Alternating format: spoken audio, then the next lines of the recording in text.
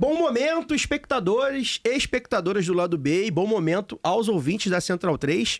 Hoje é quinta-feira, dia 1º de agosto de 2024. Eu sou o Caio Belandi, direto do Saúl Estúdio. E este é o Lado B do Rio 326, de volta, chegando aqui no YouTube e também no seu feed de podcasts. Se você já está no YouTube, já sabe, já deixa o like, vê se está assinando o nosso canal, né? Se estiver assinando, já ativa a notificação, o sininho, para não perder nada. Aquele comentário de engajamento é curioso, o pessoal bota lá, comentário para engajar. É bom também, mas assim, comentem alguma coisa de conteúdo, pra gente é legal, ou do formato. Tem novidades vindo aí, ó. Vocês vão perceber uma novidadezinha aí tecnológica, que a gente, fez um investimento maravilhoso aí, vocês vão perceber. Então comentem pra gente. O time tá completo, vocês estão vendo aqui no YouTube. Estou com o Daniel Soares aqui, Fagner Torres ao meu lado, no Saúl Estúdio, Luara Ramos via internet. Também está com a gente aqui no Saúl Estúdio, Maíra do MST, professora, historiadora, militante do movimento dos trabalhadores e trabalhadoras sem terra e do Levante Popular da Juventude, além de pré-candidata a vereadora do Rio. Maíra, obrigado por ter aceitado o convite, bem-vinda. Salve, salve, obrigada a vocês pelo convite. Vamos nessa. Luara, a gente no último programa falou sobre os memes do Haddad, né? Sobre taxa e tal. E fez uma reflexão sobre isso, tentou ponderar um pouco esse assunto que estava pautando aí as redes sociais. Caiu até na grande imprensa, né, esse assunto. E aí, na semana passada, o Haddad defendeu taxação, mas dos ricos, né? Ou dos super ricos, na verdade, né? Em reunião do G20 para o estabelecimento de uma aliança global contra a fome e a pobreza, o ministro da Fazenda afirmou que a aplicação de um imposto de 2% sobre as fortunas, hoje isentas de tributos, poderia arrecadar de 200 bilhões a 250 bilhões de dólares por ano, o que equivale a 5 vezes o montante que os 10 maiores bancos multilaterais dedicaram ao enfrentamento da fome e da pobreza em 2022.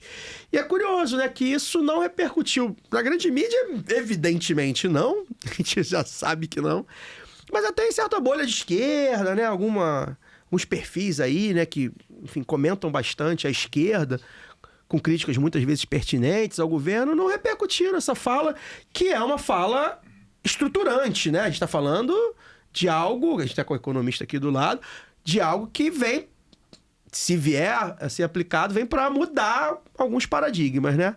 Bem-vinda, boa noite.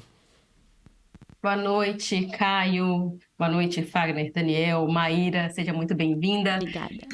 Eu fiquei muito entusiasmada para poder comentar esse ponto, até por esse gancho que você já fez, né? A gente ter falado da taxação e dos memes do Haddad, né, no último programa, mas também porque eu considero extremamente simbólico, né? Porque a pauta da tributação é extremamente política, né? Para o Brasil, né, que está presidindo o G20 este ano, ele levantou essa bandeira, né, junto com a bandeira do combate à fome, representa também uma voz relevante na agenda ambiental. Então, esse é um dos caminhos possíveis, né, para disputar a ideia de criação de, talvez, de um mecanismo, de um fundo global para enfrentamento às mudanças climáticas ou para a transição energética. Mas mais importante do que o que até repercutiu pouco, né, na grande mídia, que é uma possível quantia arrecadada, porque nós não estamos falando aí de...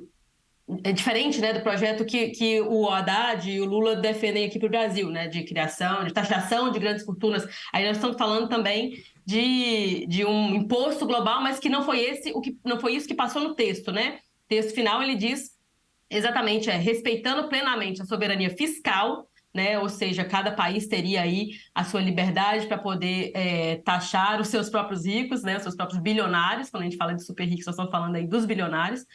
E falando que eles vão se esforçar para cooperar a fim de garantir que essas pessoas sejam efetivamente tributadas.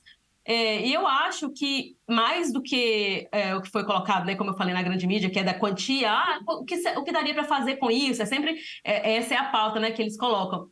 É o significado, né, das 20 maiores economias do planeta afirmarem. É preciso colocar algum limite, né? A acumulação não pode ser restrita. E isso, acho que nessa quadra histórica, né, nós estamos falando aí de um debate sobre a tributação que vem avançando, mas que a gente passou pela crise de 2008, a gente passou pela pandemia com gente negando e negligenciando os cuidados, né, com as pessoas na pandemia, porque se falava nos custos disso e de que ia quebrar os países, ou seja, que não deveria haver nenhuma restrição, eu acho que é muito simbólico, é uma grande vitória, até porque, como eu falei, né, os valores podem variar de país para país, já que o texto fala em soberania fiscal, mas isso implica, primeiro, em uma maior supervisão sobre as movimentações financeiras, né, e mesmo sobre os negócios desses super ricos, e eu acho que foi uma vitória pouco comemorada e tratada como qualquer coisa, mas que é uma postura muito importante, porque recoloca a pauta da desigualdade no centro do debate político mundial, né? E o Brasil como protagonista dessa discussão. Então, acho que projeta Lula, projeta o próprio Haddad, né, as nossas lideranças como protagonistas dessa discussão e recoloca essa pauta da desigualdade numa disputa mesmo de valores, gente, porque é disso que nós estamos falando. Nós estamos falando que as maiores potências econômicas do mundo concordam que é preciso colocar algum limite. Isso não é qualquer coisa num mundo que está valores da extrema-direita, né, avançando. Então, nós estamos falando de individualismo, da negligência com a própria saúde, como eu falei, da pandemia, que foi uma coisa assustadora, mas que só ganhou espaço porque a gente já vinha em uma construção dessa coisa, né, do individualismo, de cada um por si, de que não, o Brasil não pode parar, né? Então, assim, as ideias ganham corpo porque não havia nada ali para confrontá-las. E eu acho que, por isso, essa é uma vitória política muito importante e que a gente precisa, se não apenas celebrar, eu não acho que, né, deve ser apenas celebrando, mas reivindicado mesmo, né, dentro de todas as discussões. Eu acho que é uma das pautas mais relevantes que a gente conseguiu encampar enquanto bloco aí, de esquerda, né, de um projeto popular que nós defendemos, de um projeto da classe trabalhadora também, porque, né, nós estamos falando de, ainda que seja pouco, ainda que pareça pouco, falar em 2% para bilionários, para os caras que não aceitavam nem colocar isso em debate, né? Sim. A gente começar ali, acho que é um primeiro passo muito simbólico, muito importante. Pois é, e eu acho que também um ponto, reafirmando, né, que você falou, um ponto importante de fazer alguma separação para quem a gente sempre vê, né, umas críticas assim meio sem pé sem cabeça, né, que por causa de algumas falhas do governo Lula e tal, mas isso é importante quando o Haddad faz esse tipo de fala e defende isso de maneira concreta, que isso também faz uma separação aqui para a política interna, né? A gente tem diferença, né? Embora a gente tenha muitas críticas ao Haddad e tudo mais, tem diferença. Fagner, bem-vindo de volta. Há quanto tempo? A última vez que eu te vi, você ficava mais tristonho, estava ali mais acuado. Hoje você está mais alegre, mais contente, mais feliz. Que bom te ver, meu mano.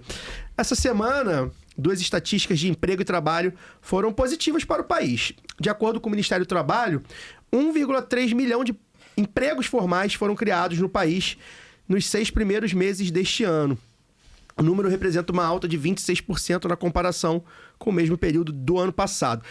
E, segundo o valoroso IBGE, a taxa de desemprego no Brasil recuou para 6,9% no trimestre encerrado em junho de 2024, marcando o menor patamar para este período desde 2014, que também foi esse mesmo índice de 6,19. 2014. Muita coisa, né? De corte de 2014, 15, isso é curioso. E aí, Fagner, a gente tem visto repercutir, de novo, a repercussão, né, da grande mídia, muito sobre a Venezuela, né? A gente tem visto aí Maduro, não Maduro, eleição, ganha, não ganha, ditadura, não é ditadura, fraude, não é fraude. E esse tipo de dado, né, factual, é meio que deixado de lado e que é o que é sentido na vida do trabalhador, muito mais do que se o Maduro tá retendo o ato ou não tá, né? Bem-vindo. Obrigado. Pois é, eu tô há quase um mês fora do lado B, por motivos óbvios, né? Não é porque eu dei uma de... né, abandonei o programa, eu tava trabalhando, tava fora do Rio, tava lá na região do Seridó, uma região lindíssima do Brasil, que a gente aqui do Sudeste, muita gente não deve conhecer, mas que vale a pena conhecer, ali entre o Rio Grande do Norte e a Paraíba, um sertão muito bonito. Fiquei lá por 20 dias, então por isso que eu não estava por aqui. Mas é isso, cara. Na verdade, esse tipo de pauta, ele mostra 2 coisas, né? Na minha concepção aqui, na minha visão de mundo, na minha visão de observador dos fatos, né? mostra o quanto a pauta que interessa a grande maioria da população brasileira, ela não interessa aos meios de comunicação corporativos, né? Os grandes meios, porque não que a eleição da Venezuela não tenha a sua importância geopoliticamente, né? Óbvio que tem, e tem muita. Afinal de contas, é um país que está deitado em cima das maiores reservas de petróleo do planeta, e isso tem impacto para o mundo todo. Só que, para mim, né, para todos nós que estamos aqui, trabalhadores, pessoas normais, comuns, que, né, passam aí horas das suas semanas trabalhando, que circula em transporte público, que não vive só no ar-condicionado, né, que vive uma vida real, né, diferente da grande maioria dos apresentadores, dos comentaristas, das suas Globo News, CBN, CNNs e mais, né? Isso tem um impacto muito menor do que a geração de empregos no país, né? A gente está falando de empregos de carteira assinada, que não só significa que o trabalhador vai passar a ter uma renda a partir do momento que ele entra para trabalhar, mas ele tem atrelado a isso uma série de direitos que trabalhadores na informalidade não têm. Né? O cara passa a ter direito a férias, o cara passa a ter direito a uma série de benefícios, né, que estão atrelados a você ter uma carteira assinada. E isso é muito impactante na vida das pessoas comuns, né? Na vida da gente. Né? Eu fico pensando, hoje minha realidade é essa, né? Minha realidade é de ser um trabalhador que tem sua carteira assinada, que tem lá a sua jornada de 40 horas semanais, que tem férias, 13º, plano de saúde, benefício, e tudo que você imaginar, né? E fico comparando com como era a minha vida anos atrás, quando eu trabalhava como PJ, ou quando eu não tinha carteira assinada e era, né, recebia o salário na mão e vire-se. Mesmo o desemprego, né? Mesmo o desemprego. E eu fico impressionado, né, como esse tipo de pauta, que é muito impactante na vida real do povo brasileiro, passa absolutamente à margem dos comentaristas, dos jornalistas da grande mídia, enquanto a Venezuela monopoliza, né, o debate. E tem um outro ponto, que aí, a meu ver, é uma culpa nossa, né, que é como a gente, né, como nós, como pessoas de esquerda, militantes, organizados ou não, que estamos nas ruas ou nas redes e tal, a gente não consegue, né, fazer ressoar uma boa notícia como essa. A gente fica preso muitas vezes ao debate que é imposto pela rede social, pelo algoritmo e pelas grandes corporações, né? E fica ali o dia inteiro falando do Maduro, falando da Venezuela, falando do posicionamento do Brasil, falando do Lula.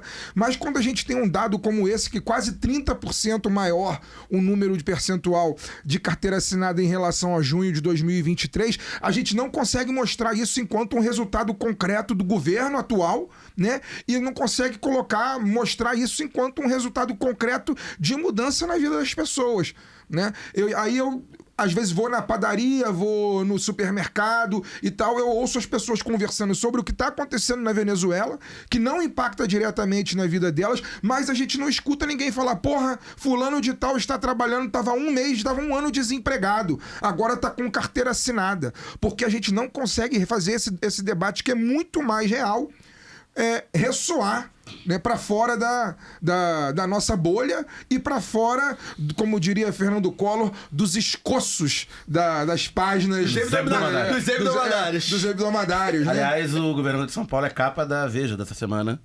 Altamente laudatória porque privatizou essa Sabesp, né? Pra gente Capa da Veja. O exemplo dos escoços dos hebdomadários. Então, Daniel, boa noite já começa aí.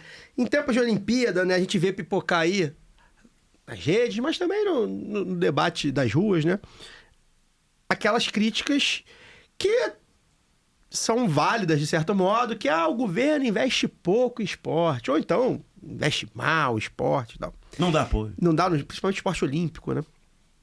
E é curioso, porque tem um certo consenso, eu acho que a gente tem aqui um debate para falar como poderia ser melhor aplicado, dinheiro, mais melhores ferramentas. Acho que é um consenso que dá para melhorar. Acho que é um consenso, inclusive o próprio governo, acredito que saiba disso. É só ver quem é o ministro dos esportes atual, né? Com certeza não é o melhor ministro que o governo poderia ter. Mas, ao mesmo tempo, fora desse período olímpico, quando a gente vê os atletas e tudo mais, o consenso é outro, né? O consenso é de arroxo, de ajuste fiscal, né? De não pode derramar dinheiro público, enfim. Esporte não é prioritário. Esporte não é prioridade, então, né? Tem uma certa incoerência, né? Bem-vindo. Boa noite, Maíra, boa noite a todo mundo. Até coloquei no Twitter ontem, né, que não adianta o cara a cada 4 anos fazer o discurso, né, bonito, aproveitar o hype da Olimpíada, né, que o assunto tá em evidência. O esporte no Brasil não tem apoio, o governo tem que apoiar os atletas, né, olímpicos que não tem mídia, que o brasileiro só quer saber de futebol e lá, lá, lá, lá. E aí o cara tá pedindo uma intervenção do governo, tá pedindo a mão visível do Estado, tá pedindo política pública, né, e que isso tem custo, né, em dinheiro público, e são várias pessoas que a gente vê falando isso para se aproveitar do hype, né? Se aproveitar da visibilidade que o assunto tem nesses dias olímpicos. Até o Marcos Mion, né? Tá falando sobre isso. Exatamente. Né? Passam os outros 4 anos, se não diretamente, mas repercutindo indiretamente a pauta neoliberal, né? De que o Estado tem que ter o ajuste fiscal, não pode gastar mais do que arrecada, que o Estado não tem que se meter, que o Estado tem que deixar... A gente vê muito isso na política cultural, né? Aquele argumento de, se o filme não dá bilheteria, não tem que fazer mesmo. Né? Então, se o pentátulo moderno não atrai multidões, você não tem que pagar bolsa para atleta do pentátulo moderno, medalhista em Londres, né? Ou da marcha atlética, que hoje Caio Bonfim. Então, é muito curioso. Né? Obviamente não é curioso, mas só chamando a atenção pro fato, né, que a galera faz esse tipo de post para surfar na onda, né, aproveitando que o esporte olímpico fica em evidência a cada 4 anos, mas não muda em nada o seu discurso no geral sobre outras políticas públicas, sobre gasto público e tal. E só para comentar um pouquinho em cima do que o Fagner falou, né, que a mídia não repercute o recorde de desemprego baixo, né? Quando repercute, teve mesa redonda lá com o presidente do Banco Central, herdado do bolsonarismo, de que um dos motivos da inflação estar pressionada era o baixo desemprego. Falou isso, né? Porque os salários estavam aumentando e, coitadas, as empresas têm que aumentar preço, porque o trabalho está encarecendo, porque tem muito pouco desemprego. Então, na equaçãozinha lá do Banco Central, que eu falo das metas de inflação e tal, baixo desemprego representa mais juros, né? Exatamente isso. Luara, seu adendo. Eu queria comentar rapidamente para a gente aproveitar a coisa das Olimpíadas aí, porque realmente a gente vê as pessoas falando de investimento, mas que tipo de investimento em esporte nós estamos falando? É o Bolsa Atleta? É investimento, né, para as pessoas treinarem? Porque esse debate nem existiria se a gente estivesse num mundo que seria o ideal, né, de igualdade de condições, e aí sim nós saberíamos o que o corpo humano é capaz de fazer.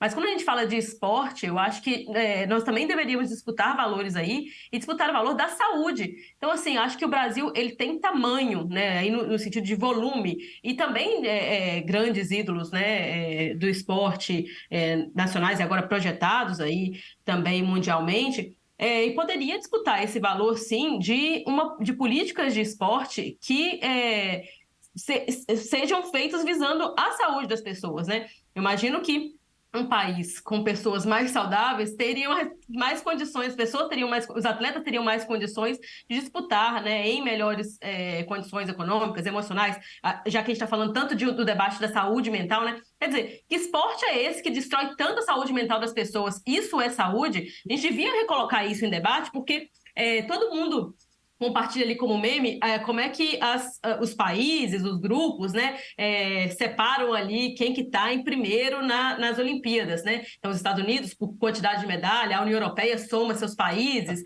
e aí tratam isso como se fosse só uma piada, mas nós estamos falando também de projeção política, de geopolítica, de disputa política, e aí isso fica muito evidente nos esportes, mas também porque grandes eventos como a Copa do Mundo, como as Olimpíadas, que são espetáculos, né? Os espetáculos, eles também mostram muito pelo que ocultam. Então, fica essa coisa da política velada, mas ela está ali.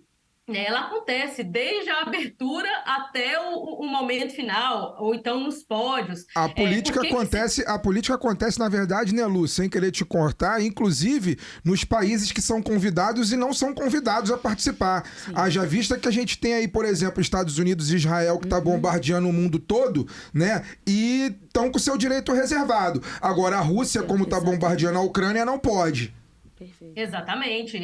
Então, assim, é político o tempo todo, inclusive pelo que ocultam, né? Pelo que censuram também, porque as manifestações contra delegações israelenses estão sendo tratadas, pelo menos colocaram, né, que seriam tratadas, inclusive, como antissemitismo.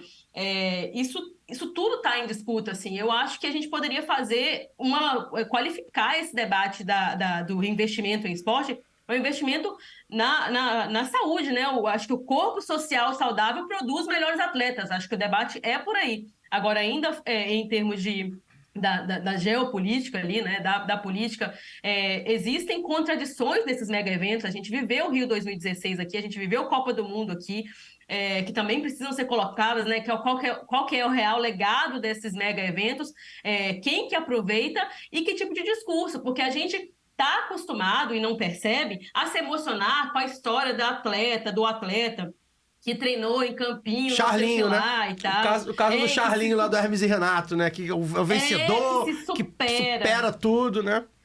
Exato, a gente está treinando para isso, assim, e essas não são as condições que a gente quer para ninguém. Só que isso também não é garantido em um ciclo olímpico, isso também não é garantido com Bolsa Atleta. Não basta você dar dinheiro para as pessoas, porque as pessoas, existe uma vida enquanto as Olimpíadas também acontecem, né? E eu acho que a gente precisa garantir isso, qualidade de vida. Por que as pessoas... Por que os atletas precisam abrir mão de tanta coisa para chegar naquilo ali? Por que é esse esporte que a gente está exaltando? Eu não acho que isso é justo para ninguém. Eu acho que entender o que o corpo humano pode fazer dentro de condições humanas é uma coisa que me deixa... Faz meus olhos brilharem. Mas ver esse tipo de exaltação, inclusive que a gente não sabe o que é doping, como é que são feitos os negócios. A gente sabe que existe muita discussão em torno disso também, em torno de quais atletas são vetados ou não, de quais países também, e quais países têm poder de veto também ali nos esportes.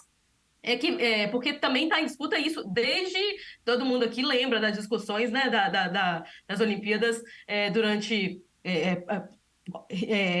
o hitlerismo e tal. Então nós estamos falando de um ideal de corpo, um ideal de país que produz esses corpos. Isso tudo está em disputa e eu acho que a gente devia buscar isso ali, encampar o debate da saúde real, da saúde das pessoas. E aí entra, já vou chamando a Maíra para essa conversa, entra soberania alimentar, né? Entra alimentar melhor um país, né? Um país em que as pessoas não morram de fome, é um país que produz melhores atletas, né, Maíra? Isso aí, com certeza. Sobre o apresentador do Caldeirão, né? É a típica gentinha, né? Que só lembra do governo quando o governo é do PT, né? Que quando antes de governo PT, nem lembra que tem governo, porque não precisa de governo, o governo faz nada, nem lembra. Enfim. Antes de iniciar o papo com a nossa convidada, daqui os recadinhos, né? Considere ajudar o Lado B mensalmente pela orelo.cc/Lado B do Rio. Com R$10 por mês no cartão ou no boleto, você já ajuda a gente a cobrir os custos de produção. Com R$20 você pode entrar no conselho editorial do Telegram, o grupo onde a gente conversa com os nossos apoiadores e apoiadoras. Uma outra opção de ajuda também é o Pix para ladobedorio@yahoo.com, quando e de qual valor você quiser e puder.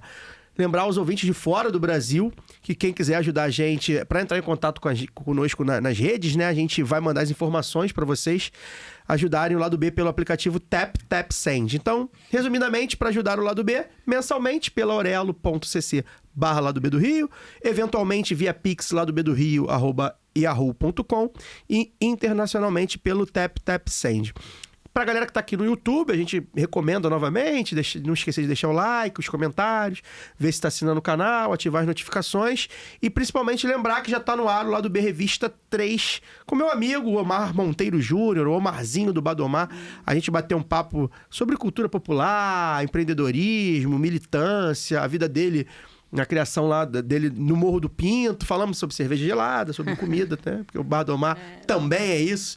Então, o Lado B Revista, lembrar, é um produto exclusivo aqui do Lado B do Rio no YouTube. Então, a gente convida vocês que estão aqui a assistirem, né? Já são 3 episódios. E quem não tá, quem tá só nos ouvindo, aí é em youtube.com/Lado B do Rio. Vamos ao que interessa, Maíra. Você vem pré-candidata a vereadora pelo PT. Aqui, candidata já, né? Porque já virou aí. Aqui, pelo PT da capital, você vem abençoada pelo MST, com o MST no nome, né? Uma responsabilidade. É um movimento que vem acontecendo nos últimos anos, principalmente a partir de 2022, com o movimento do Sem Terra pegando militantes, de fato, do movimento e colocando para disputar as eleições, para atuar de maneira institucional no parlamento, né? Aconteceu, por exemplo, com a Marina do MST, que a gente trouxe parlamentos aqui. locais, né, também. Locais. O estadual da Marina e a Maíra candidata ao A gente entrevistou a Marina em 2022, enfim, do seu partido também e tudo mais. Maravilhosa. Muito. E como você pretende, primeiro, como você vê esse movimento, né, como uma militante do MST, como você vê esse movimento de entrar, né, no parlamento, ou de disputar esse espaço, que é um espaço que estava sendo negligenciado, acho que o movimento percebeu isso. E como é que você pensa em fazer sua campanha, os seus projetos, a sua militância, no escopo de que a gente está falando de uma capital urbana, uma metrópole urbana, basicamente, né? Tem lá umas partezinhas da Zona Oeste, né, Daniel? Mas, enfim, basicamente urbana, a partir de um movimento que é um movimento muito forte, evidentemente ligado à área rural. Primeiro, um salve aí para os espectadores, Luara, Caio e Fagner. Tô adorando ouvir vocês. Inclusive, concordei com várias coisas que você disse, Fagner, aqui sobre as questões da conjuntura internacional, emprego e renda. Então, muito bom estar aqui. Ouço o Lado B há muitos anos, então estar aqui, além de felicidade, também é uma honra, porque é um lugar que a gente forma opinião, que a gente ouve pessoas importantes da cidade. Então, obrigada pelo convite. Muitos elementos, né, em torno, acho que principalmente dessa decisão política do MST em apostar na via institucional como uma forma de lutar pela reforma agrária popular. Eu acho que é um pouco essa síntese, né, da combinação das formas de luta.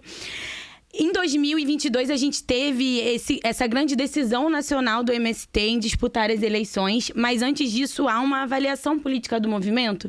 E aí aqui eu me permito trazer um pouco também da minha trajetória para dialogar como é que a gente chega até aqui, né?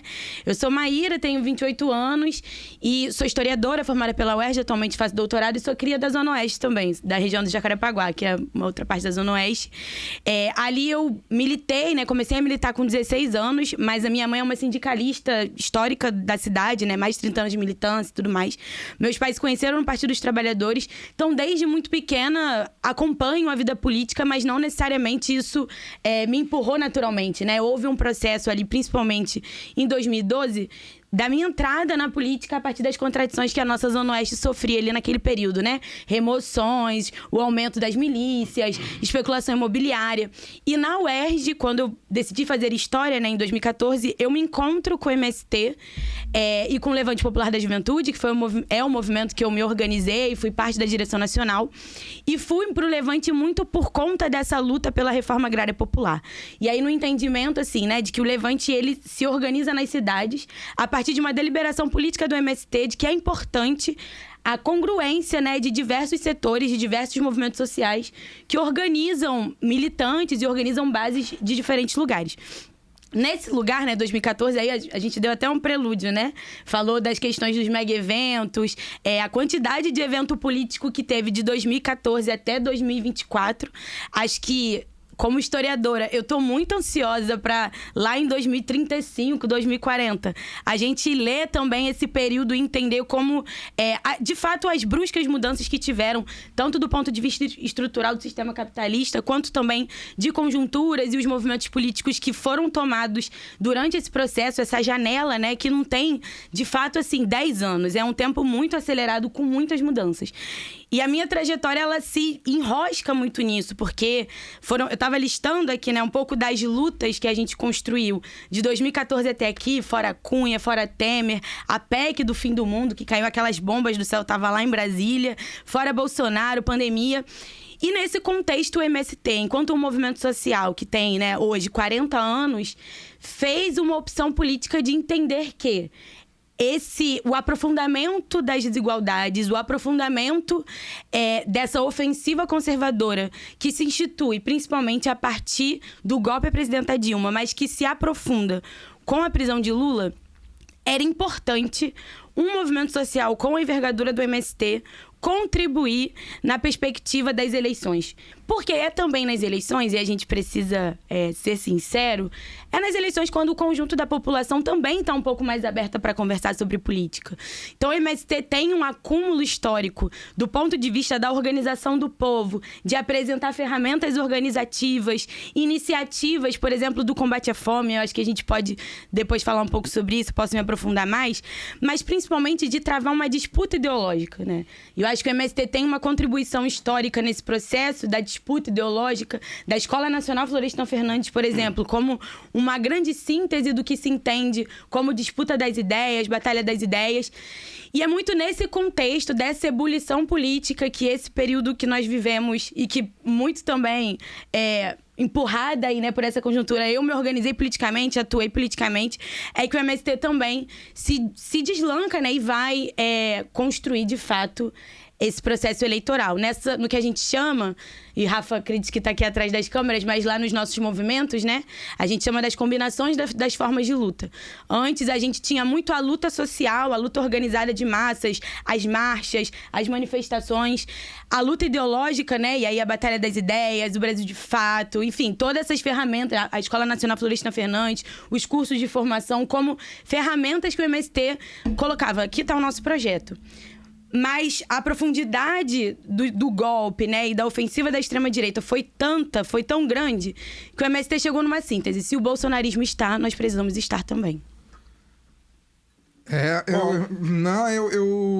Minha pergunta eu ia falar até além do bolsonarismo, embora também faça parte do bolsonarismo, né, que é o agronegócio. Se o agronegócio tem 300 deputados, né, o MST também tem que ter... no mínimo 300, né? Tem que diminuir o deles e aumentar o nosso. Então eu saúdo, por exemplo, essa iniciativa do MST que já vem de pelo menos uma ou duas eleições para cá. Eu acho isso mesmo. A gente tem 300, se o agronegócio tem 300 deputados federais lá em Brasília, a gente tem que ter muitos deputados federais no MST, muitos vereadores, muitos deputados estaduais e por aí vai. Agora, Maíra, quero te fazer uma pergunta. São aproximadamente 500 mil de pessoas no Rio de Janeiro passam fome, né? Ao contrário do que o senso comum diz e do que a própria mídia corporativa, essa minha grande amiga que eu cito sempre aqui ao longo desses anos todos, propaga, né? O agronegócio não mata a fome de ninguém. A pandemia mostrou muito claramente que num momento de drama em que as pessoas estavam sem trabalho, sem poder sair de casa, sem dinheiro, sem apoio do governo federal, se dependesse do governo federal, na verdade, as pessoas iam ter R$300 de auxílio R$200 de auxílio durante a pandemia, né? E durante a pandemia ficou muito claro que de milhares de pessoas ao longo desse país, e nesse país gigantesco que a gente vive, quem matou a fome foi o MST. Isso aí. Quem matou a fome foi o MST e outros movimentos sociais, como o Movimento Sem Teto também, enfim, muitos outros movimentos sociais ligados à esquerda. Minha pergunta para você vai nesse sentido, enquanto militante do MST, enquanto candidata a vereadora do Rio de Janeiro, né? Quais seriam os projetos que você, enquanto representante do povo, naquela casa lá, que hoje, né, salvo os vereadores de esquerda e alguns outros ali que você vai contar no dedo, né, salvo essa turma, é um conluio de milicianos, aquela região, aquele palácio, como você, vereadora eleita, espero, com a chancela do MST, carregando o MST no nome, pretende fazer com que essas 500 mil pessoas, ou um pouco mais, ou um pouco menos de 500 mil pessoas, 500 mil cariocas que passam fome, não passem mais fome a partir de janeiro de 2025. Excelente. Acho que primeiro essa síntese, né, campo e cidade, os movimentos camponeses, eles trazem para o conjunto da população refletir, né, para a disputa da política desde a década de 60. Eu acho que essa chave da conexão do campo e cidade é, de fato, uma chave que contribui muito para que a gente, de fato, mexa nas estruturas sociais do país. E a gente está falando da concentração fundiária e a necessidade de lutar contra ela através da reforma agrária. A antítese da concentração fundiária é a reforma agrária popular e ponto. E eu acho que, na verdade, o MST tem trazido, principalmente desde o seu último congresso, essa síntese da reforma agrária popular, que reforça essa disputa também da comida, da alimentação saudável, da soberania alimentar no âmbito das cidades, com produção orgânica, com valorização dos trabalhadores agricultores urbanos, com valorização das iniciativas que existem nas cidades, né? E na Zona Oeste a gente sabe, o grande maciço da Pedra Branca é um lugar que eu acho que precisa ser, inclusive, muito valorizado. Os trabalhadores agricultores urbanos precisam ser valorizados, né? A gente precisa, de fato, olhar como uma parte que pode contribuir na produção de alimentação para a nossa cidade. Dito isso, a gente tem feito uma série de iniciativas. Acho que 2022, né, o MST entra também muito nas eleições com a chave do combate à fome, pensando também nesse desgaste do bolsonarismo e o que fez também Bolsonaro se desgastar com o conjunto da população a partir da pandemia, dos altos índices, né, de pessoas passando fome, daquelas filas tristes, né, de pessoas na fila do mercado para pegar osso, enfim, então lixo. Acho que trouxe pra gente uma síntese de que não há nada mais importante do que combater a fome. Porque com fome a população não trabalha. E sem trabalho a população também não come. Então acho que é importante a gente entender que o combate à fome, ele é uma bandeira que tem condição de ser respondida com ferramenta organizativa, mas ela sozinha também não resolve. A gente precisa de emprego, a gente precisa de geração de emprego e renda para as pessoas, né, para a juventude, inclusive, que hoje aí está numa situação, né, de nem, como a gente chama, para as mulheres. E aí acabou de sair esse mapa, esses números que você falou do mapa da fome, são as mulheres negras em situação de violência que mais passam fome na cidade. Então você tem um recorte de gênero, tem um recorte de raça. Então é muito importante que a gente olhe para essa realidade e entenda que essa não é uma pauta só do MST ou uma pauta para as eleições de 2024 só da Maíra do MST. Tem que ser uma pauta que vai trazer para o debate público, para o executivo, pensar política pública para esse período que vai se inaugurar agora, pós-pandemia, inclusive, né? É uma eleição pós-pandemia, que às vezes a gente esquece também, né? Eu, pelo menos, esqueci. Caramba, a primeira eleição pós-pandemia. São outros problemas sociais que foram muito aprofundados por conta desse período. Então, assim, iniciativas do que a gente tem pensado. A gente organiza, e aí o MST... Levante Popular da Juventude, o Movimento Brasil Popular, o Movimento de Pequenos Agricultores, o que a gente chama de Campo Popular, né? Aqui da cidade. A gente organiza um projeto bem legal, que é o Periferia Viva, que começou ali na pandemia, através de, principalmente, distribuição de marmitas e distribuições de cestas, mas que foi se aprofundando e que foi modificando também um pouco o seu caráter, contribuindo aí no que a gente chama da organização popular. E aí, com isso, a gente tem pensado, né, ferramentas das cozinhas comunitárias. E aí uma síntese que a gente tem chegado na pré-campanha, campanha agora, é que as cozinhas, elas têm 3 perspectivas muito interessantes para a gente poder pensar a cidade. A primeira, que é matar a fome de forma objetiva, né, dar a comida. A segunda, que é fomentar a organização popular, porque a cozinha, ela vira uma espécie de organismo vivo que as pessoas vão se reunir, as pessoas vão pensar como vai ter a distribuição de alimentos. Então, isso cria um mecanismo de organização popular cotidiana do território.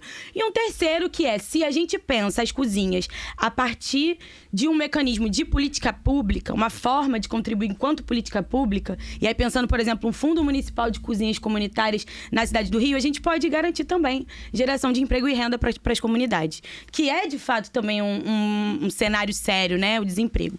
Então, as cozinhas, na nossa opinião, elas já estão sendo, né, muito agitadas e organizadas pelos movimentos sociais, mas a gente entende que um vereador ligado aos movimentos sociais, o MST, precisa não só vocalizar e defender as cozinhas, precisa garantir recurso para que elas possam se espalhar para o conjunto da cidade, atuando inclusive em regiões que no mapa apareceram como centrais, né, a Zona Norte. E aí, nesse projeto, a gente tem inúmeras iniciativas na região do Manguinhos, Penha, Madureira, justamente nessa chave do combate à fome. Uma segunda, que esse projeto, enfim, implementa, eu acho que, inclusive, a vereadora Tainá de Paula também está tocando bastante, que é a questão das hortas. As hortas, elas se visualizam como uma forma também de contribuir com a organização popular. Mas tem uma coisa muito bonita, e aí eu enquanto mulher, assim, fico muito mexida mesmo, que é ver a forma como as mulheres das comunidades se organizam para plantar e pegar esse alimento e produzir a comida. Então, tem uma relação da terra, de construção coletiva do alimento, da produção do alimento, da colheita, que é muito potente, sabe? Eu acho que a gente também precisa valorizar essas iniciativas das hortas comunitárias, que tem sido um instrumento muito interessante de matar a fome da população nessas regiões, e feito pelas mulheres, sobretudo. E um terceiro, que é a reestruturação dos restaurantes populares. E aí, estamos falando, né, falei durante a pandemia, Crivella desmontou tudo que a gente tinha também de equipamento público. Os restaurantes populares foram um desses equipamentos. E hoje a gente está precisando falar não só da reabertura dos restaurantes, mas da ampliação. E a gente acha que esse pleito aí de 2024 e os próximos 4 anos precisa dar conta de abrir mais restaurantes populares na cidade. Massa, Maíra, é muito bom te ouvir falar da Agenda Campo Cidade. Acho que é uma coisa que a gente precisa trazer mais para o debate, porque a gente pensa, né, que as cidades, elas às vezes não comportam, né, uma agenda de um movimento como o MST. Mas eu queria trazer o debate um pouco mais para a campanha mesmo, assim, para campanha política, porque você já falou da sua relação, né, com o Partido dos Trabalhadores. Mas existe aí uma tendência muito grande de que o PT no Rio apoia a candidatura do Eduardo Paes. E aí nós vamos ter um embate, né, da esquerda, do campo da esquerda com o deputado Tarcísio Mota, que a gente até entrevistou recentemente aqui. Queria saber como é que você vê pessoalmente, ou como é que você está vendo esse debate internamente no PT, ou até como é que o MST também vem pensando, né, a sua estratégia de campanha aliada aí à campanha majoritária, né, para a Prefeitura do Rio. Beleza. Acho que esse é um dos debates que traz aí muitas contradições. Ele por si só não é um debate fácil, né? Nós não estamos na linha nem do adesismo e nem também de fugir das contradições que implicam uma relação de estar no governo federal, né? E o PT hoje dirige o Brasil. Lula teve que fazer alianças, né? Um governo de coalizão. E o Rio de Janeiro é o estado que está dentro, né, dessa perspectiva do governo de coalizão. Eduardo Paes, enfim, foi um aliado do Lula, um aliado importante, precisamos dizer, para que houvesse ali uma diminuição dos votos bolsonaristas da cidade do Rio, embora Lula tenha perdido, o que aumenta a nossa necessidade de ampliar uma bancada progressista de esquerda e que enfrente o bolsonarismo na Câmara, porque está muito enraizado na cidade. Mas fato é que o MST tem uma decisão, né? O MST do Estado do Rio está apoiando o Tarcísio, mas nós, enquanto candidatura ligada ao PT, estamos dentro do partido que está apoiando o Eduardo Paes. Eu acho que esse é o primeiro ponto. Quando eu entrei no partido, embora já tenha aí uma militância de muito tempo, muito também, sempre dialogando com o PT lá no movimento estudantil, etc., na construção ali da UNE, da majoritária, não era petista, né, filiada. A gente se filia no processo de entrada do MST nessas estruturas partidárias, filiando inclusive outros companheiros, e a decisão já tinha sido tomada, né? O PT já fazia parte da prefeitura do Eduardo Paes. Faço uma análise crítica de que poderia ter entrado de outra forma, talvez de uma forma mais robusta, né, com maior entrada, inclusive, não só de adesismo, né, como muitas vezes a gente avalia. Mas fato é que a gente precisa entender esse processo também como um quadro mais amplo, que existe um candidato da extrema-direita, né, que é o Ramagem. Existe também, como eu disse, o desmonte das políticas sociais que foram feitas no Rio de Janeiro através do Crivella. Crivella foi um prefeito bolsonarista da nossa cidade. Então, Eduardo Paes não é o nosso projeto, definitivamente. Mas, enquanto uma candidatura que está no Partido dos Trabalhadores e Trabalhadoras, não pretendo desobedecer, vamos dizer, às orientações partidárias. O que não quer dizer que a gente encare esse projeto como um projeto nosso, né? Não é, definitivamente. Acho que Eduardo Paes sendo reeleito, o que as pesquisas apontam, né? precisa trazer para a esquerda e para nós que pautamos um projeto popular de cidade, um lugar de acúmulo de força para superar esse projeto em algum tempo, assim, né? Então, tem uma análise crítica também sobre essa questão da vice. Eu acho que o PT, nessa conjuntura de coalizão, precisava ter a vice da prefeitura da cidade do Rio, achava que seria importante numa questão de correlação de forças para o partido no Sudeste, sobretudo. Mas também identifico aí como, vou dizer, vitória, mas um gesto, o Pedro Paulo não ser mais o vice, né? Que, assim, ia ser algo terrível. Então, assim, tem contradições. Tarcísio é um grande aliado, um aliado da luta dos professores, inclusive. Um cara que eu, pessoalmente, tenho muito carinho e que precisamos fortalecer, né? Um candidato importante. Mas a gente tem esse cenário de estar dentro de um partido como o PT. E o compromisso com o Brasil, né? No final das contas. Dani? Maíra, já que você é de Jacarepaguá, falar da nossa Zona Oeste aqui, que vai da Barra até enorme, Sepetiba, né? São 2/3 do município, da área, e um pouco mais da metade da população. O Rio de Janeiro, capital, ao contrário do que aconteceu em outras capitais brasileiras na eleição de 2022, né? São Paulo, Porto Alegre, né? Cidades que estão até em estados que votaram majoritariamente no Bolsonaro, mas nas quais o Lula ganhou, sobretudo com o voto da periferia. E que tradicionalmente votam em candidatos mais à esquerda nas eleições municipais. Se você olha o mapa eleitoral dessas cidades, no Rio de Janeiro acontece o contrário, né? A área mais pobre da cidade não vota nas candidaturas de esquerda e tem votado no bolsonarismo, mas que desde o Brizola a gente não tem uma candidatura de esquerda que ganha na Zona Oeste. Acho Benedita não? Benedita em 92 talvez. Teve bastante votos na Zona Oeste. A gente sabe, né, que tem inúmeras explicações para isso. Muita questão da presença de organizações milicianas, das igrejas neopentecostais, né, que são aliadas do bolsonarismo. Como você vê um mandato de esquerda municipal ligado do PT, ligado ao MST, que tipo de trabalho esse mandato poderia estar fazendo nessas regiões que tem peculiaridade? A gente falou que essa questão campo-cidade, a Zona Oeste ao mesmo tempo é muito urbana, né? Você tem áreas, Campo Grande, que eu falo que é o maior bairro do Brasil, seguido de Jacarepaguá, né? Com mais ou menos 400 mil habitantes cada um e tal, e a gente também tem roça de mandioca, áreas bastante rurais em Santa Cruz, que por serem... Camorim, né? Camorim, que por serem tecnicamente território urbano, porque no plano diretor do Rio de Janeiro tudo urbano, tem dificuldade de acessar crédito agrícola, por exemplo. Então como é que você vê esse seu potencial mandato atuando nessa região com todas as adversidades, né? Enfrentando organização miliciana, num contexto que o mandato municipal reeleito joga...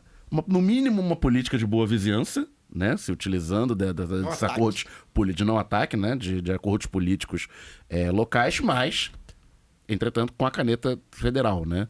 O partido estando no governo federal. Acho que fortalecer esses produtores agrícolas que existem na região, acho que é uma tarefa nossa, assim.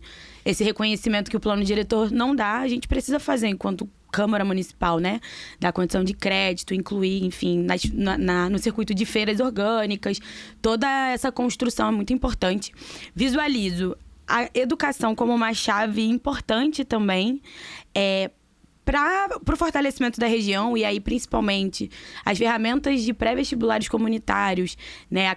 O fomento, a construção conjunta do vereador com essas iniciativas, eu acho que é fundamental, porque o pré-vestibular, ele consegue mudar a vida do jovem, muda a vida da família e ainda contribui aí nessa questão da organização popular, né? Então, e tem muitas iniciativas como essa na região da Zona Oeste, assim, dos pré-vestibulares. Percebo que é uma forma de inserção do jovem na universidade, mas também na política, né? Numa vida mais coletiva, que vai muito nas brechas ali do que é dado pra gente enquanto natural, que você nunca vai se envolver na política ou nunca vai participar de movimentos. Tem muitos movimentos sociais fazendo o contrário disso. Então, estimular, fomentar e contribuir nessa organização acho que é fundamental. E essa questão, acho que principalmente da produção de alimentos, né? Do combate à fome como uma chave importante que precisa ser mais utilizada mesmo nessa região, que também está dentro desse mapa da fome, né? Que o Fagner falou, assim. Acho que a gente precisa olhar com carinho. Tem um elemento que aí acho que toca muito a gente, assim, de lá, né? Que é a mobilidade urbana. A mobilidade urbana da Zona Oeste é um problema histórico. A gente vê que existem mudanças, existem tentativas de melhorar, mas ainda assim é muito difícil.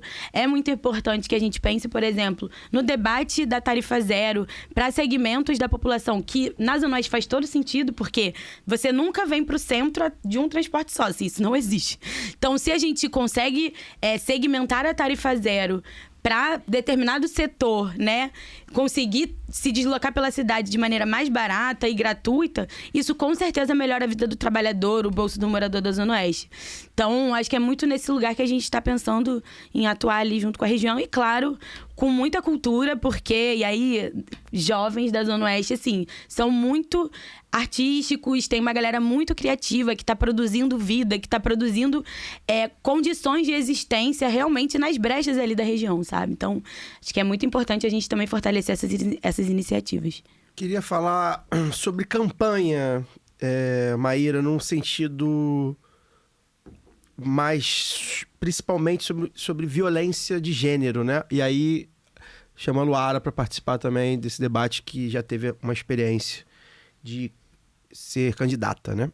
A gente vê, são números que crescem, né, a cada tempo, seja pela violência, por exemplo, nas redes, que agora, né, virou um pouco de padrão, né? Todo dia eu recebo um hate diferente. Exato. Seja, e aí aqui no caso do Rio de Janeiro, um local muito bolsonarista, muito fundamentalista religioso, muito miliciano, né? O Rio de Janeiro que a gente tá aqui denunciando já há 8 anos, vai fazer esse mês, dia 13 de agosto.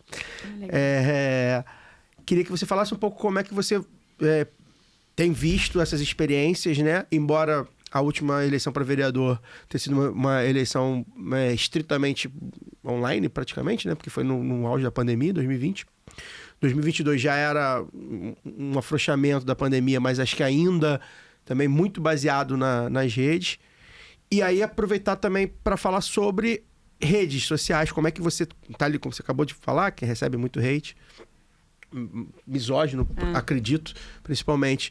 Então, como é que você trabalha isso? É claro que não é uma novidade na sua vida, porque você é uma militante antes de ser uma candidata, então já lidava com isso, mas queria que você falasse um pouco sobre esses dois aspectos da violência, principalmente na hora da campanha na rua, porque são muitos casos. A própria Marina do MST teve problemas em Lumiar. Exato. São vários os relatos em alguns lugares, né? Zona Oeste também é um lugar muito hostil para candidatos de esquerda. O PT, a gente sabe que boa parte do Rio de Janeiro, dos eleitores do Rio de Janeiro, tem uma aversão ao PT, exatamente por que eu falei, né? Fundamentalismo religioso, miliciano, bolsonarismo, extrema-direita, desse o nome que quiser. Então eu queria saber como é que você, enfim, como é que você pensa essa campanha. E também online, né? Que, enfim, é isso. Basta você, sei lá, aparecer em qualquer... um bonezinho do MST, né? Parece que eles botam lá MST, e aí tudo que é relacionado ao MST é de... criminoso. Não, e assim, são coisas horrorosas que você lê, do tipo... No debate do PL, né, 1904, era... Você faz isso que sua mãe não te abortou, umas coisas horrorosas. Sim. Que eu nem leio. Mas, assim, acho que... O assassinato da Marielle, a gente precisa falar sobre isso quando a gente fala de violência política de gênero, ele abre pra gente um desafio, mas também um diagnóstico de que, inclusive, essa disputa pela terra, ela tá muito presente na cidade. E que a disputa pela terra, ela também é uma disputa de território e também uma disputa dos corpos que circulam por esses territórios. As coisas estão embrincadas, né? Elas não estão separadas, segmentadas. Eu acho que... esse elemento traz pra gente um desafio de seguir, não só lutando, mas lutando com essa justiça mesmo da pauta que a gente constrói, né? Da luta pela terra, da liberdade de circular pela cidade, dos corpos, né? Circulando nessa cidade com direitos também. Nas redes sociais, assim... É muito terrível. A Thalíria, né, acabou de voltar a receber também uma série de e-mails... Enfim, com essa perspectiva da violência política de gênero, a companheira Rosa lá em Pernambuco, deputada estadual, que é uma companheira nossa de militância, assim, já foi do Levante, também sofre com esses e-mails, né, que o pessoal ali da Deep Web, né, que manda, assim, muito, muito triste, muito pesado. Mas eu acho que, assim, a gente vem fazendo, né, uma série de denúncias, e aí o conjunto das organizações políticas, essa força que as mulheres parlamentares têm quando elas estão nesse espaço de conseguirem vocalizar uma construção coletiva, de fato, de estar na política é algo muito importante e que precisa ser não só valorizado, mas, assim, estimulado. É importante a gente votar em mulheres por isso, assim, né? E aí mulheres comprometidas com um projeto de esquerda, muito por óbvio, porque são essas que sofrem ameaças, as lésbicas de estupro corretivo, as mulheres negras de feia, horrorosa pra baixo. Então, assim, é necessário fortalecer essas candidaturas, e eu não tô falando só porque eu sou candidata, não, mas porque, de fato, existe esse projeto de ocupação das mulheres na política. É também para mudar a política. É também para mostrar que esse é um espaço que as mulheres negras, sobretudo, também podem atuar. Então, assim, existem hoje também mecanismos, né? Eu acho que o assassinato da Marielle e essa quantidade de denúncias que vêm sendo também feitas tem trazido aí para as instituições. A Câmara Municipal hoje tem um programa de proteção às vereadoras negras, tem também um programa de proteção às candidatas. Então, acho que esses mecanismos são importantes legalmente. Nas redes, desculpem, vamos continuar ali, ocupando e denunciando e usando a nossa voz para poder dizer que a política é um espaço nosso e que a gente vai defender um projeto de esquerda, socialista, que constrói coletivamente um país. E vamos continuar nessa luta, assim. E acho que os movimentos sociais têm um papel muito forte nisso, porque possibilitam com que mulheres jovens como eu, através de uma formação política, tenham segurança de estar num processo eleitoral que é extremamente misógino, etarista, né? Como a gente sabe, etc. Lu? Eu vou fazer uma pergunta, vou aproveitar essa pergunta do Caio, Maíra, vou fazer uma pergunta até bem pessoal, assim, porque a gente sabe, né? É isso, a violência de gênero na política, ela é um negócio muito pesado para poder barreirar mesmo a participação das mulheres. Eu queria saber, porque você colocou ali no início, como é que foi a sua entrada ali no Levante, no MST e também no PT, mas como é que foi o convite para a sua candidatura? Você trata isso como uma construção natural? Como é que veio esse convite? Como é que você decidiu aceitar esse convite também? Como é que chega a Maíra para essa campanha eleitoral de 2024? E falar um pouco também sobre a pauta da juventude, né? Porque você deixou bem claro, você é nitidamente uma mulher jovem, a gente vê, que militou nos movimentos estudantis, que por vezes a gente fala muito aqui, né, Luara, né? Que tem essa meio pejorativo, né? Tá fazendo DCE, política estudantil, universitária e tal. Também que então aproveitasse a resposta que você vai dar para a Luara para falar um pouco também dessa sua experiência e do aprendizado que se tem, né, no fazer político. Uhum. Legal. Não veio da minha cabeça definitivamente. Não acordei e falei sou candidata, muito pelo contrário. Como eu disse... Já tinha pensado em ser candidata Nunca antes, na minha vida. Eu tava fazendo meu doutorado na paz de Deus. Brincadeira. Doutorado nunca é exatamente paz de Deus. Tava ali... Era da Coordenação Nacional do Levante, né? Enfim, construir articulação política. A vida voltada pra militância, isso sem dúvida. Mas ser candidata, estar nesse espaço de organização da política não era algo que estava na minha cabeça, assim, nunca esteve. Mas fato é que, como a gente estava falando, né, da questão do MST, esse giro institucional, a Marina do MST, na verdade, né, ela abre esse grande portal, vamos dizer, da construção institucional aqui no estado do Rio e na cidade. Através de uma decisão coletiva das organizações, e principalmente do MST, a indicação do meu nome, e aí nessa identificação dialogando inclusive com essa questão da juventude, de uma ausência e de um vácuo político que existia, né, que ainda existe, na verdade, de nomes disponíveis, jovens, de mulheres, para ocupar esse pleito de 2024 e trazer um pouco também essa dimensão, não só da renovação da política, mas da perspectiva de renovação de um projeto de esquerda, do nosso projeto, que nós chamamos de projeto popular. Então, foi, assim, uma decisão das organizações, né, do mandato da Marina do MST, para contribuir no fortalecimento do MST na cidade do Rio, para contribuir no fortalecimento dessas ferramentas que eu citei, né, das hortas, das cozinhas, dos projetos que a gente desenvolve nos movimentos sociais, e contribuir principalmente na organização popular, assim, né, da juventude, conseguir olhar para uma candidatura de 28 anos e identificar que a política é um espaço para a gente estar também, assim. Não precisa ser na política partidária, institucional, mas na perspectiva da organização coletiva da vida. E eu acho que o avanço do neoliberalismo, a pandemia, traz para essa geração, principalmente pós-pandemia, uma desesperança e uma individualidade muito grande, assim. As utopias dos sonhos coletivos, das revoluções, da organização da juventude, do movimento estudantil como uma ferramenta, né, de transformação da sociedade e tal. Isso está em jogo, as pessoas seguem fazendo isso, mas é importante que a gente consiga fomentar esse tipo de construção de vida, porque se não for dessa forma, o nosso projeto ele pode, né, não digo acabar, mas ele pode diminuir numa correlação de forças que a gente precisa desgastar o bolsonarismo, que a gente precisa implementar uma agenda política progressista. É importante que as juventudes, e aí no plural, né, estejam atuando, estejam na linha de frente. E acho que é um pouco o objetivo, assim, né, na verdade, dessa candidatura. Contribuir para alimentar utopias coletivas, contribuir na organização popular, estimular mulheres jovens, né, a participarem da política e fortalecer o MST na cidade do Rio. Maíra, eu tenho mais uma pergunta pra gente finalizar. Fiz as contas aqui, não sei se eu estou enganado. Você já tinha votado no Lula antes de 2022? Não, né? Não.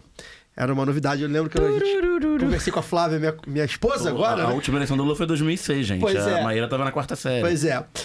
Conversei muito com a minha esposa, que é da sua idade, e eu falei, você vai votar no Lula pela primeira vez e tal. Eu sou um pouquinho mais velho, já votei. Em 98. Vocês votaram em 89, se bobear. Eita. Em 89 eu tava na 3ª série primeiro. A gente tem uma velha novidade, né? A novidade velhinha, que é o fato do Lula ser presidente depois, né, de quanto tempo? 14? Não, 20, 14 anos. 12 anos. Saiu em 2010. 12 Tô anos. falando agora de 2024, 14 anos. É uma novidade. Que é uma novidade que estimulou o PT do Rio daí vem esse embate, né? Parte do PT com o PSOL e tal. Isso é uma novidade. A última eleição municipal com o PT no governo federal foi em 2012 e teve exatamente esse drama. Pois o PT na já base tinha do tido Paz, esse drama, sim. Com o Freixo candidato pelo PSOL. Mas era diferente. Era diferente. Não tinha um Lula. A bancada da LERJ era diferente. Era bancada de LERJ. E assim, a própria correlação PSOL-PT, a gente tem muito ouvinte de fora do Rio, a gente sempre é bom lembrar isso, então a gente tem que contextualizar algumas coisas. Essa correlação mudou. E a partir de agora, com o Lula presidente, o PT ameaça, digamos assim, veremos na urna, torcemos que sim, a gente aqui sabe que tem lado, que o PT ressurja de alguma forma como uma força de esquerda no Rio de Janeiro, que deixou de ser há algum tempo. Mas não era isso que eu quero falar. Quero falar sobre o Lula. A figura do Lula, ela coloca o jogo a ser jogado. Isso a gente viu na presidência, né? Não só na presidência, em outros pontos também. Bancada do PT na Câmara foi importante, etc.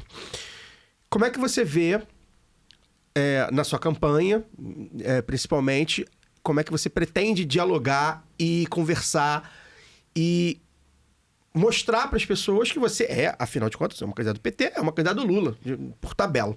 Como é que você acha que vai conseguir usar na campanha a figura do Lula, que embora não tenha ganho no Rio, ainda assim tem uma votação expressiva. O suficiente para eleger vereador. Ainda é o Lula, uma boa bancada. Ainda é o Lula, se você for ver, por exemplo, na comparação com a Haddad em 2018, por exemplo, é bastante claro.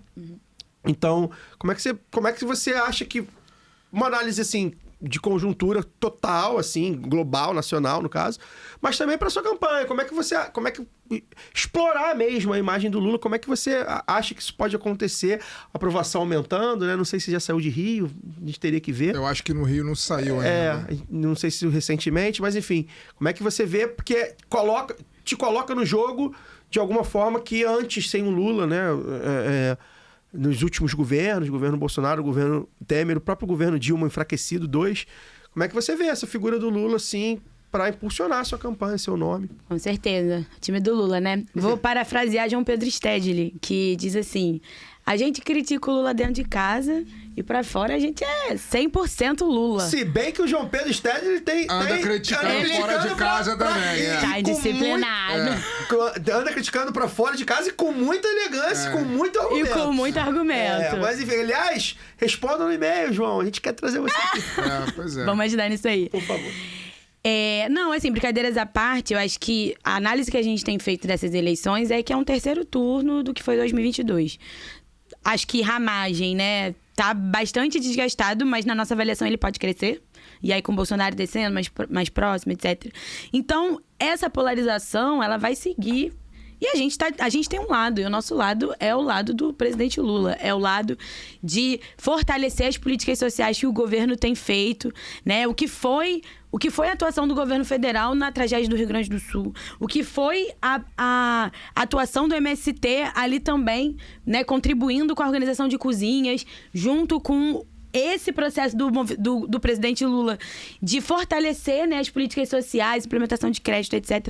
Então, assim, a gente tem um lado, a gente quer estar colado com Lula sem pestanejar, porque a gente sabe que é com esse time, é com o Lula, é fortalecendo o que o governo tem feito para fora, né? Ajudando, inclusive, nessa comunicação, ajudando a descer e a descentralizar mesmo também um pouco. É um movimento de mão dupla também, Isso, né? de trazer um pouco o que o governo tem feito. O governo tem tido uma postura muito boa em relação ao combate à fome, é preciso dizer. Lula, semana passada, veio aqui junto com o ministro Paulo Teixeira, no pacto, né, contra a fome e a pobreza. E é preciso fortalecer essa política que o governo Lula tem feito, sobretudo numa conjuntura de G20, trazendo esse debate do desemprego, do combate à fome e da pobreza, das mulheres, inclusive, para o centro do G20. Então, assim, o nosso lado é esse, tem críticas, podemos melhorar, precisa melhorar em muita coisa, mas é fortalecer Lula para 2026 e o nosso projeto para continuar avançando. Maíra, obrigado pela sua presença. A gente gostou bastante desse papo. Acho que a gente apresentou aí, né, uma candidatura. Inauguramos oficialmente, né? A gente já apresentou pré-candidatos. Agora a gente começa a... Passou o ciclo das convenções, agora temos candidatos. Agora a gente... tradicionalmente, o lado B se propõe a entrevistar candidaturas que a gente acredita, né? A gente não traz aqui ninguém que a gente não acredite. Vai ser sempre bom a gente deixar claro, né? São pessoas não só do campo da esquerda, né? São pessoas que a gente acredita no que estão dizendo, né? Enfim, na militância e tudo mais. Então, acho que a gente te apresentou aí para o nosso público. Não basta ser de esquerda. A gente nunca trouxe candidatos fora do campo da esquerda. Não, nunca trouxe nem vai trazer, hein? Você que está pedindo aquele mesmo? Esse aí do Chapéu do Panamá? A gente não vai trazer. Pelo menos não como candidato. Não como candidato. A gente já até cogitou trazer, se ele se reeleger, né? A gente até cogitou trazer como prefeito. Né? Esse aí a gente não vai trazer. Você vê ele tá falando toda hora aí, na Globo, no Caramba 4. Você não vai trazer. Já sabe o que ele pensa. Já sabe o que ele pensa. Ele vai chegar aqui, vai ficar rindo, ficar cantando samba da Portela. Esse a gente não vai trazer, mas a gente vai trazer outras candidaturas, inclusive fora da capital. A gente pretende também dar uma atenção, porque... Tenho visto, tem aí, aparentemente, tem se fortalecido algumas candidaturas de fora da região metropolitana, né? Mas de fora da capital, a gente vai trazer, a gente pretende trazer candidaturas dali também, inclusive para a prefeitura. Então, acho que a gente começa esse lado B de eleições, né? Basicamente, que a gente gosta muito aqui, né? A gente é viciado em eleições desde sempre. A gente acredita muito, como disse o nosso Tarcísio, né? O nosso sonho não cabe na urna, né? Mas nossos pesadelos cabem, né? Então a gente acredita muito no poder do voto. Então acho que a gente iniciou muito bem e a gente agradece a sua presença novamente. Deixa seu recado final, suas redes sociais. Não tem número ainda, então acho que a gente pode dizer a rede social, né? Aqui no Rio, os nossos pesadelos têm cabido na urna desde que a gente nasceu, basicamente. É grave, né? Desde que eu nasci. Tá difícil. Complicado demais, né, cara? O Rio de Janeiro é um lugar que não tem muita explicação, não, cara. É difícil. Maíra, obrigado. Primeiro, agradecer mais uma vez, reforçar, tô bem feliz de estar aqui, na verdade. Estamos com esse desafio de construir uma candidatura já jovem, ligada aos movimentos sociais. E pedir também, né, para vocês conhecerem o nosso trabalho, me seguir no Instagram, @maíra_do_MST, e principalmente conhecer as iniciativas que o MST tem feito na cidade do Rio, junto com o conjunto dos movimentos sociais, o trabalho que a deputada estadual Marina do MST tem feito, um esforço de trazer o debate do campo para o centro da política, na Comissão de Segurança Alimentar. Então, importante a gente fortalecer a luta contra a fome nessa cidade, porque acho que não há nada mais importante do que combater a fome do nosso povo. E o MST tem muito que contribuir nisso. Há mais de 40 anos faz isso na luta contra o agronegócio. E acho que na cidade do Rio tem muito que contribuir também, dada a conjuntura que está colocada. Então, obrigada pelo convite. A gente se vê aí nas ruas, né? Porque o negócio vai pegar fogo. E vamos acompanhando também a cena dos próximos capítulos aí, prefeitura, não sei o quê, quem é vice, blá, blá, blá. Vambora. É verdade, já tem dessas decisões. Vai começar a Festa da Democracia. É bom demais. A gente adora a Festa da Democracia. Se prepare que a gente vai fazer live da apuração. Ó, tô armando aqui, a gente precisa captar. Deixa o Pix aí, bota a merrequinha que a gente tá captando grana, que a gente vai alugar aqui o estúdio por 5 horas. Tem que pagar 5 horas da Luara. Vai ter vinheta. Vai ter... Vai ser a marcha da apuração direto. A gente vai fazer isso. Estúdio domingo é caro. Eita. Então, assim... O estúdio não abre. Não abre, a gente vai ter que abrir, vai ter que chegar com muito dinheiro. E aí vocês sabem que a gente não tem muito dinheiro. Chegar com então, sacos de dinheiro. Deixa o Pix, ó, já se programa aí, ó. Você aí que tem, obviamente, quem tem aí a condição, põe 20 merrezinho aí por mês até outubro. 6 de outubro, né? É, 6 de outubro até de outubro, porque a gente vai ter pré-eleições, a gente quer fazer, e a gente quer fazer a live da apuração, que de 2020 foi um sucesso. Muito foi uma bom. live que a gente fez na época remota. Ó, vai ter candidato eleito entrando ao vivo, hein? A gente... Eita. É muito possível que tenha candidato eleito entrando ao vivo. A gente ficou 4 horas e meia, se eu não me engano. Então prepare-se, a gente tem que pagar a Giovana, que tá aqui dirigindo a gente, tem que pagar o Rodrigo. Então ajuda a gente, porque a gente gosta muito, a gente quer fazer essa live, a gente realmente quer botar essa live pra andar. Na época a gente entrevistou jornalista de Salvador, de Recife... essas cidades eu não sei se a gente vai cobrir, porque a gente vai ter que ver se tem viabilidade, né? Em 2020 a gente ainda tava meio que, meio Tateando. Ainda era pandemia. A ideia é que a gente cubra locais que a gente tem alguma chance de êxito, né? Inclusive aqui do Rio também a gente quer fazer, então já comece aí investindo, e para ajudar também a gente, já deixa aí o like e tudo mais. Isso tudo que vocês sabem que tem que fazer. Você que tá vendo o YouTube, você já sabe que tem que fazer isso. Fagner, boa noite. Boa noite, agradecer a Maíra. Muito bom programa, muito bom te ouvir. Muito provável, um voto muito provável, eu diria, porque o meu voto para deputada foi para Marina, né? Fui um entusiasta de trazê-la aqui, porque eu acho que as candidaturas que são ligadas aos movimentos sociais, elas são muito fundamentais. Eu acho que a gente tem que cada vez mais fomentar essas candidaturas absolutamente coletivas no sentido muito ipsilíteres da palavra. Eu acho que a sua candidatura é uma dessas, então fiquei muito feliz de te ouvir aqui. Espero que a gente se encontre mais vezes, espero te ver eleita. Acho que o MST tomou uma decisão acertadíssima de uma vez por todas entrar na questão da eleição, como falei na abertura. A gente vive num contexto de mundo, de um contexto de país muito delicado, onde, né, o principal antagonista do agronegócio, que não só é um representante do fascismo em várias casas legislativas e também no Congresso Nacional, mas também é um dos principais fomentadores do fim do planeta. Sim. Né? Ninguém gasta água, por exemplo, como o agronegócio gasta. Né? Sem falar na produção de fertilizantes, né?